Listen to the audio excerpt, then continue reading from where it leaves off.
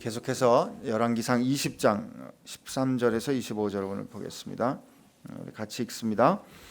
한 선지자가 이스라엘의 아합 왕에게 나아가서 이르되 여호와의 말씀이 내가 이 큰 무리를 보느냐 내가 오늘 그들을 내 손에 넘기리니 너는 내가 여호와인 줄 알리라 하셨나이다. 아합이 이르되 누구를 통하여 그렇게 하시리이까? 대답하되 여호와의 말씀이 각 지방 고관의 청년들로 하리라 하셨나이다. 아합이 이르되 누가 싸움을 시작하리이까? 대답하되 왕이니이다. 아합이 이에 각 지방 고관의 청년들을 계수하니 232명이요 그 외에 모든 백성 곧 이스라엘의 모든 자손을 계수하니 7,000명이더라. 그들이 정오에 나가니 벤하닷은 장막에서 돕는 왕 32명과 더불어 마시고 취한 중이라.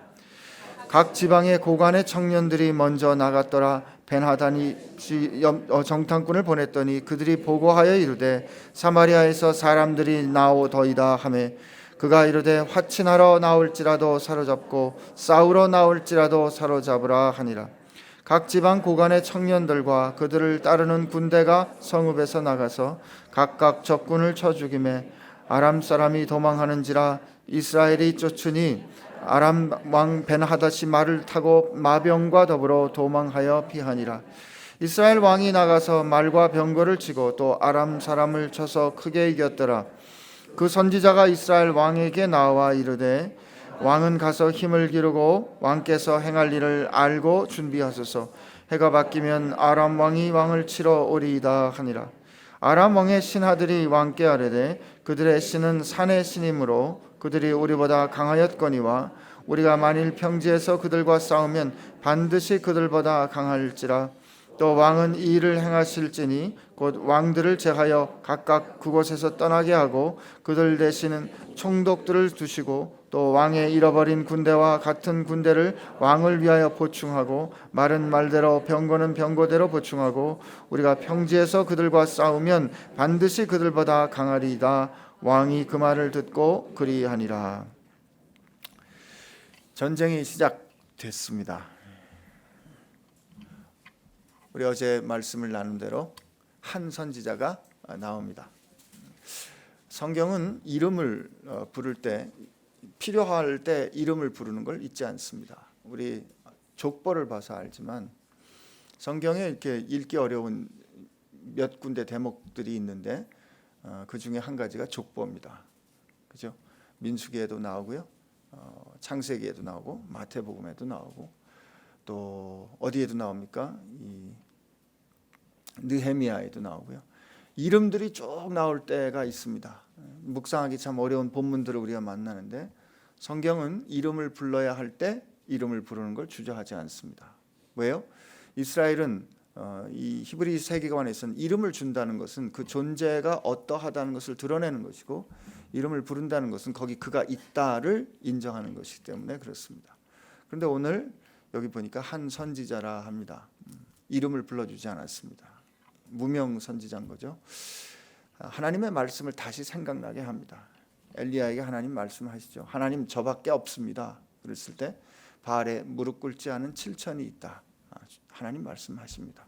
이름을 따로 불러주시진 않지만 그는 하나님의 말씀을 순종하여 하나님의 말씀을 들어 위기의 때에 아합에게 하나님의 말씀을 전해줍니다. 우리 13절 한번 같이 읽습니다. 시작. 한 선지자가 이스라엘 아합 왕에게 나아가 이르되 여호와의 말씀이 내가 이 큰 무리를 보느냐 내가 오늘 그들을 내 손에 넘기리니 너는 내가 여호와인 줄 알리라 하셨나이다. 예, 아합이 이제 어떻게든 이제 내가 당신들 말을 듣지 못하겠다 이렇게 얘기를 이 조약이 서로 이 외교 뭐라 그러죠? 협상이 결렬되고 난 다음에 이제 난 당신들 조공을 바치는 더 이상 이제 신하로서는 못 산다. 그렇게는 못 하겠다. 이렇게 노티스를 하고 난 다음에 이제 도모가 시작이 되는 거죠. 실제로 전투가 시작이 됩니다. 위기의 때가 됐습니다. 죽게 되니까 이게 상황이 어렵게 되니까 드디어 아합은 하나님의 말씀을 듣습니다. 상황이 어렵게 되면 우리가 돌이켜 하나님의 말씀을 듣게 되는 귀가 열리는 것 같아요. 여러분 그때 하나님의 말씀 듣는 거 부끄러워하지 마십시오.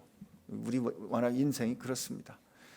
잘 나갈 때는 곧잘 잃어버리고, 잘 나갈 때는 이게 내가 지혜로워서, 내가 능력이 있어서 이렇게 잘 된 것 같다가도 이게 인생이 생각대로 안 되고 어려운 내가 컨트롤할 수 없는, 내가 어쩌지 없는 그런 한계 상황에 부딪히게 되면 우린 다시 하나님 앞에 돌아옵니다. 참 감사한 것은 하나님 그때 말씀을 준비하고 계신다는 겁니다.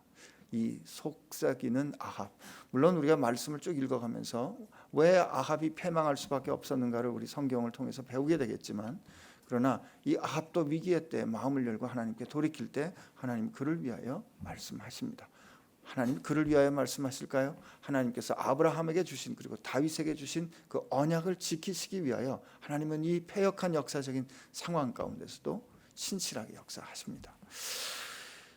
그랬더니 이제 아합이 약속을 듣는 거예요. 오늘 이제 네가 이 큰 무리를, 이 적군이 아무리 많아도 이길 것이다. 이 일을 통하여 내가 여호와인 줄 알 것이다. 하나님이 이 구원하시는 이가 누구인지를 알 것이다. 너는 내가 여호와인 줄 알리라. 이렇게 하나님의 말씀을 듣습니다. 그랬더니 이제 아합이 물어보죠.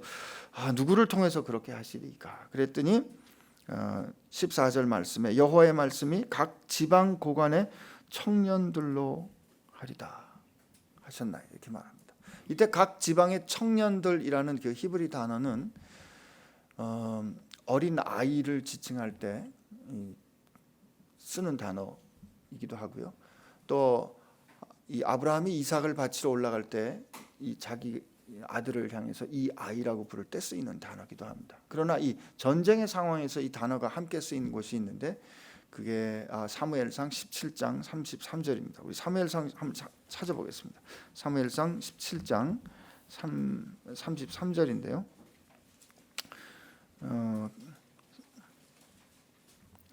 같이 한번 읽어보겠습니다. 사울이 다윗에게 이르되 내가 가서 저 블레셋 사람과 싸울 수는 없으리니 너는 소년이요 그는 어려서부터 용사입니다. 이때 이 소년이요 하는 이 단어가 여기 보면 지금 사울 이 17장, 오늘이 17장의 이 사무엘상 17장이 사실 이 열왕기상 20장하고도 이 병행이 됩니다. 근데 여기 보니까 이 지방 고관에 중앙에 있는 사람들도 아니고 지방 고관에 청년들이다 할 때 이 청년이 여기 나오는 이 소년입니다. 이 소년이 골리앗이라는 장군, 용사하고 이게 대비되는 말이거든요. 그래서 그 아이들과 같은 훈련되지 않은 청년들로 할 것이라고 얘기합니다. 그랬더니 아합이 이르되 누가 싸움을 시작하리까? 왕이니이다. 당신이 먼저 선공을 하십시오. 그래서 아합이 사람을 모아보니까 232명이에요. 그 청년들이 232명입니다. 그리고 이 말씀 한번 보세요. 15절에 그 외에 모든 백성 곧 이스라엘의 모든 자손을 계수하니 7,000명이더라. 야, 아합이 정치를 얼마나 잘했기에 저 바다 같은 군대 앞에서 싸우겠다고 나선 사람이 7,000명밖에 없는 거죠. 여러분 이 전투를 통해서 우리가 이 전투에 대한 기록을 통해서 우리가 확실히 알아야 될 것은 첫째, 이 전투는 상식적인 전투가 아닙니다. 이렇게 전투를 읽을 수 있어요. 하나님께서 이 경험과 또 이 오래된 어떤 경험과 숫자로 하나님께서 이것을 이기는 것이 아니라 여호와께서 이것을 순수한 열정으로 이기셨다. 그리고 그 뒤에 보니까 벤하닷이 거나하게 취해 있었기 때문에, 그들이 교만했기 때문에 이 순수한 열정이 교만한 세상과 부딪혀서 우리가 승리했다. 이렇게 해석을 할 수도 있어요. 그러나 그렇게 해석하는 그 마음 가운데는 어떻게 하든지 이 상황을 상식적으로 어떻게 하든지 설명 가능한 상황으로 우리가 풀어보려고 하는 거죠. 아닙니다, 여러분. 이거는 상식적으로 싸울 수 있는, 이게 될 수 있는 싸움이 아닙니다. 그냥 성경은 그냥 우리에게 말해주는 거예요. 이건 상식적인 싸움이 아니다. 즉 우리의 싸움이 아니라는 겁니다. 오늘 이 성경 말씀을 쭉 읽어보면은 전투에 대한 요약은 굉장히 간단합니다. 이제 이들이 이렇게 서로 이렇게 대치하고 있다가 여러분 옛날 전투 영화 한번 상상을 해보세요. 이들이 이 한 줌의 사람들이 이제 성문을 열고 나갑니다. 성문을 열고 나가서 싸우는 거죠. 제가 좋아하는 영화 중에 저 반지의 제왕이라는 영화가 있는데 거기도 보면 그 마지막 전투를 할 때 이 뭐죠? 정의편에 있는 사람들이 이렇게 보면 한 줌의 사람들이 절대적으로 부족한 사람들이 전투를 벌입니다. 그때 이제 그 에러건이 나와서 긴 연설을 하고 이제 부딪히고 싸움을 하는데 뭐 그 적군들이 막 뭐 이 뭐죠? 바다같이 밀려옵니다. 바다같이. 그러나 이제 용감하게 싸웁니다. 용감하게 싸우는데 마지막에 이제 야, 이 죽게 되나 싶은 그때 누구죠? 이 프로도가 저 반지를 갖고 올라가서 이 반지를 파괴합니다. 그랬을 때 그냥 이 땅이 꺼지면서 그 수많은 그 저 원수들이 그냥 땅 아래로 그냥 대번에 이기는 승리하는 장면이 나오거든요. 그러니까 진짜 전투는 거기서 일어나는 게 아니고 진짜 전투는 다른 데서 일어나고 있는 거예요. 근데 오늘 앞으로 쭉 여러분 20장, 21장 그 내러티브를 쭉 읽어가면서 우리는 이 성경 가운데 나타나는 하나님께서 어떻게 우리를 계시하는가를 나타내는 걸 여기서 배웁니다. 이게 우선은 우리 이제 첫 번째 여기서 확인해야 될 게 이건 상식적인 전투가 아니고 여호와의 전투라는 겁니다. 그래서 이 전체적으로 이 성경 기록된 거 보면 전투 장면은 그냥 간단해요. 나가서 싸워서 이겼다 이겁니다. 왜요? 결론은 났으니까. 이미 하나님께서 나가서 하나님께서 이기기로 결정하셨으니까 이미 이건 전투는 이긴 겁니다. 이건 사무엘상 17장에도 보면 다윗이 나가서 골리앗을 이길 때도 마찬가지예요. 다윗이 나가서 골리앗하고 싸울 때 보면 그냥 골리앗은 너무 허무하게 쓰러지지 않습니까? 그죠? 이 골리앗하고 막 싸우면서 나갈 때 이게 한참 서로 이렇게 대척점을 이루지 않습니까? 그때 얼마나 많은 이야기들을 주고받습니까? 그 주고받는 걸 통해서 진짜 하나님을 의지하고 있는 사람이 누군가를 보여주는 거예요. 결정은 나 있어요. 이미 승리하게 돼 있어요. 그러나 그 전에 하나님은 다윗을 통해서 누가 진짜 하나님을 신뢰하는 사람인가를 보여줍니다. 그죠? 이 블레셋의 골리앗이 막 하나님을 모욕할 때 아무도 그 앞에 나서지 못했는데 아니 사시는 하나님을 저 할례받지 못하는 자가 모욕하고 있는데 가만히 있단 말입니까? 라고 다윗이 말했는데 형들이 꾸짖고 사울 왕이 그걸 근심하며 바라봅니다. 이건 자살 특공대 같은 거예요. 죽을 것 같은 거죠. 그러나 어떻게 됩니까? 그 모든 그 많은 성경의 증언은 전투에 이 초점에 맞춰 있는 게 아니라 전투는 너무 허무하게 끝나요. 돌팔매 하나에 그냥 쓰러지거든요. 그러나 그 전후에서 누가 하나님을 의지하는가를 길게 기술해 줍니다. 여기도 마찬가지예요. 이 결론은 이미 났기 때문에 오늘의 전투는 19절, 20절, 21절에 그냥 간단하게 기록됩니다. 이겼다 이겁니다. 근데 그 다음에 보면 전투에 패하고 났는데 이 아람 군대 진영에서 작전 회의가 열렸습니다. 이게 아주 재미납니다. 23절인데요. 이 말씀을 한번 같이 한 목소리 읽습니다. 시작. 아람 왕의 신하들이 왕께 아뢰되 그들의 신은 산의 신이므로 그들이 우리보다 강하였거니와 우리가 만일 평지에서 그들과 싸우면 반드시 그들보다 강할지라. 이걸 통해서 우리 뭘 알 수 있어요? 아람도 비슷한 생각을 한 겁니다. 사실 아합 왕은 놓치고 있었지만 아합 왕에게 선지자가 말씀해 주신 이 전쟁은 당신의 전쟁이 아니고 하나님께서 친히 통치하시는 전쟁입니다 라고 얘기해 주죠. 근데 아람 군대 진영에서 작전 회의가 열렸는데 뭐라고 열리냐면 우리가 패한 거는 이번에 우리가 믿는 신하고 저들이 믿는 여호와라는 신이 하늘에서 싸웠는데 우리가 졌다는 거죠. 왜? 그들의 신은 산의 신이니까 우리가 산지에서 싸웠기 때문에 다음번에는 평지에서 싸워봅시다. 평지에서 싸우면 우리의 신은 평지의 신이기 때문에 우리가 이길 것 같습니다 라고 그들이 이해했다는 겁니다. 이게 성경에 나오는 혹은 고대 근동지방에 그들이 세상을 이해했던 방법입니다. 그러나 우리가 여기서 이 성경을 통해서 하나님께서 어떻게 역사 가운데 자기를 계시하셨는가를 우리가 볼 수 있는데 하나님은 당신의 말씀에 순종해서 당신의 말씀을 드러내고 당신의 뜻을 드러낼 왕 혹은 목자를 세우십니다. 그 왕은 하나님을 대신하여서 전쟁을 합니다. 왜 전쟁을 해요? 사로잡힌 자들을, 사로잡혔다는 말은 그들이 다른 권세에 사로잡혀 그들을 섬기고 있다는 뜻이거든요. 전쟁을 벌여 그들을 하나님의 백성으로 삼습니다. 그리고 하나님의 백성으로 삼고 그들과 새로운 언약을 하고 새로운 언약을 통해서 그들이 함께 거할 도시와 성소를 열어줍니다. 여러분, 이거 우리 어디서 볼 수 있어요? 하나님께서 모세를 통해서 이 일을 행하시잖아요. 모세를 통해서, 모세를 세워서 모세가 가나안 땅에 못 들어갈 때 민수기 27장에 보면 하나님, 제가 못 들어가면 저들이 목자 없는 양같이 되지 않게 해주옵소서라고 하나님 앞에 구할 때 목자로서 여호수아를 세워주지 않습니까? 하나님께서 모세를 목자와 같이, 왕과 같이 세웁니다. 그리고 애굽 땅에 노예됐던 그들을 하나님께서 구해내시죠. 그리고 시내산에서 새 언약을 맺으시고 그들이 함께 거할 장막을 세우십니다. 하나님께서 다윗을 왕으로 세웁니다. 에스겔서 38장을 보면 내 종 다윗은 목자라 이렇게 말합니다. 하나님께서 그 다윗을 목자로, 이스라엘 목자로 세우시고 다윗과 언약을 맺으시고 다윗에게 뭘 허락하세요? 성소, 예루살렘 성을 허락하시고 그리고 거기에 성전을 허락해 주십니다. 예수님 뭐라고 말씀하셨습니까? 예수님, 나는 선한 목자라 말씀하십니다.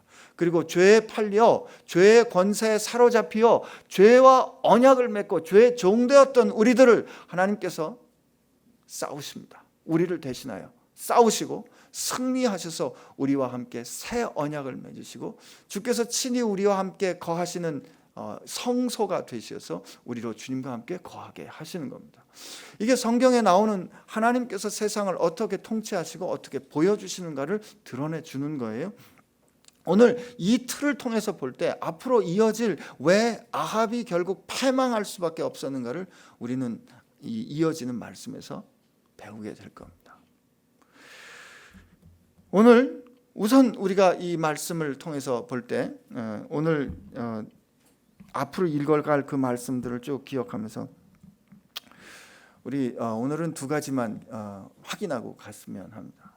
첫째, 하나님의 전투는, 하나님께서 세상을 도모하시는 하나님의 전투는 상식적인 전투가 아닙니다. 우리는 이걸 우리가 볼 때는 전투로 보입니다.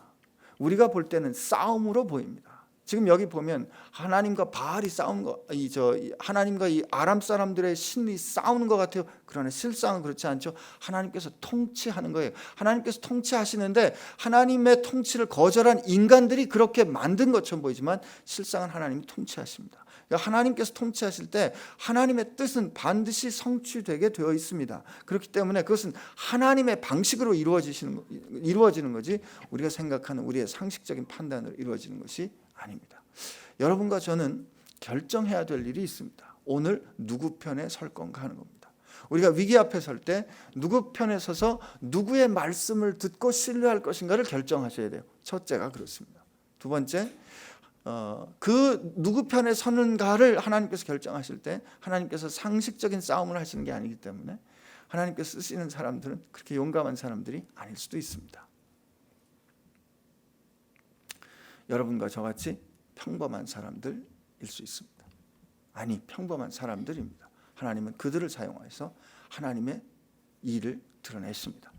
바울이 고백했습니다. 내가 왜 연약한가? 내가 왜 질그릇같이 깨지는가? 왜 내 문제를 해결하지 못하는, 내가 내 있는 이 질병을 위해서 하나님께 3번이나 기도했는데 왜 하나님은 허락해 주시지 않았는가? 내가 연약하다. 나는 연약한 것을 자랑한다. 왜 내가 이 연약한 내가 하나님의 일을 할 수 있다는 것, 내 연약한 것을 통해서 하나님의 강함이 드러날 수 있기 때문이다. 난 그래서 내 연약함을 하나님 사상 앞에서 자랑한다, 감사한다, 고백합니다. 하나님은 여기 우리는 그렇게 고백했어요. 새벽 이슬 같은 여호와의 청년들이, 이 청년이라는 게 연약하다는 뜻입니다. 이 연약한 사람들을 통해서 하나님 역사를 이루십니다. 100여 년 전에, 130년 전에 이 땅에 왔던 사람들 청년들이었습니다. 그들의 가슴 가운데는 상식적이지 않은 꿈이 있었습니다. 20대 후반의 청년들이 이 땅에 올 때, 이 암흑의 땅에 올 때, 이곳에 올 때 이 민족을 놓고 이 민족을 들썩들썩하는 그들의 그 열망이라 그럴까요? 그들이 바라봤던 이 생각이라 그럴까요? 그건 상식적이지 않습니다. 이 가당치도 않은 일입니다. 될 법한 일이 아닙니다. 그러나 그들이 하나님께서 주신 생각이기에 하나님께서 주신 생각을 붙잡고 그들이 순종해서 하나님께서 시작하라 하신 일, 그들이 순종했기에 우리가 놀라운 역사를 이룬 거 오늘날 보지 않았습니까? 그 우리 삶도 마찬가지입니다. 그렇다면 우리도 마찬가지입니다. 제가 개인적인 고백이긴 합니다만, 제가 선교지로 나가려고 그럴 때 저 심장병원장이셨던 제 은사께서 이렇게 말씀하십니다.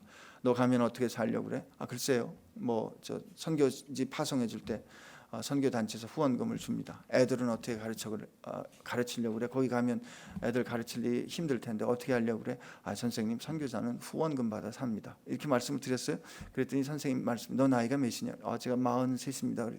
너 어떻게 40이 넘어가지고 인생을 이렇게 무모하게 사냐? 어떻게 그렇게 어쩜 그렇게 대책이 없냐? 이렇게 말씀을 하시더라고요. 그리고 불쌍하셨나 봐요. 저를 신실하게 도와주셨습니다. 우리가 백업 플랜을 가지고 서면은요, 사람들이 우리 돕지 않습니다. 때로 우리 인생을 살아가는 동안에 하나님은 우리에게 질문하십니다. 너 나를 진짜 믿느냐?